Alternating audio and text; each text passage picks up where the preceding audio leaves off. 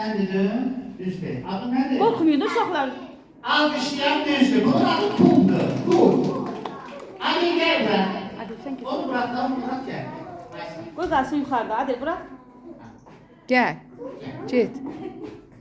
Gəlin Ali, güzələ. bu hansı renkdir? Mavidir. Göy. Bəs bu? Qırmızı. Bu? Aferin. Bu? Ay sağ ol. Bu? Bravo. Bilir ha musun? Niyə bilmirsən? Şəhrayı. Aferin. Ağıllı. Yox, güzəldir. Bir dənə göyle mavini karıştırdı, onu da sonra düzeltti. En çok sevdiğin renk hansıdır? Şəhrayı saxlayırdı. Hadi dur ortada sen. Vallahi ben de sarı rengi seviyorum ama yok bu sarı giydim. Bu bəxtimdən. Aha. Bakalım görək. Adel'in seçtiği şəhrayı renk burada var.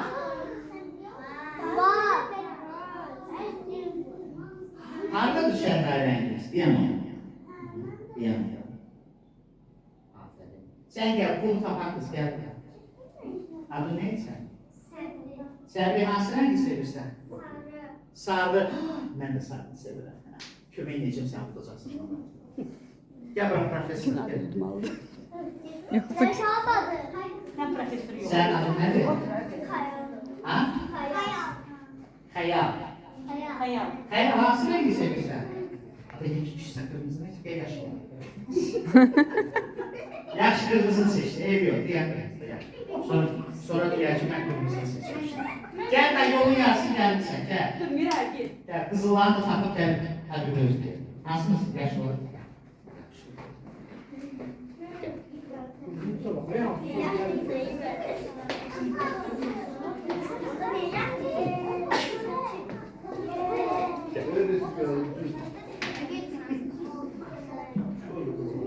Şahlar eğleşin, kalanlara eğleşin. Otur sen hele otur dokuş. Neyse. Ne? Kayalın arkasında diyorum, köylekte diyorum. Gel buraya.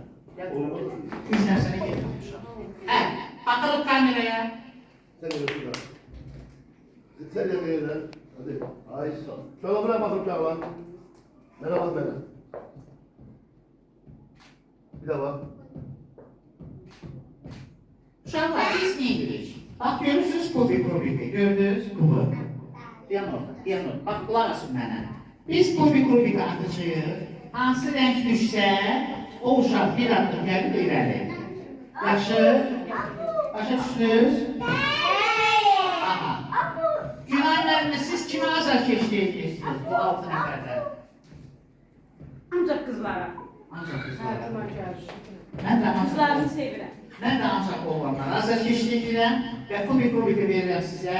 Birinci süfdən. Siz atarsınız öz mübarək əllərinizlə musiqi qoşun sonra. Uşaqlar diqqət, baxın görək. Buyurun.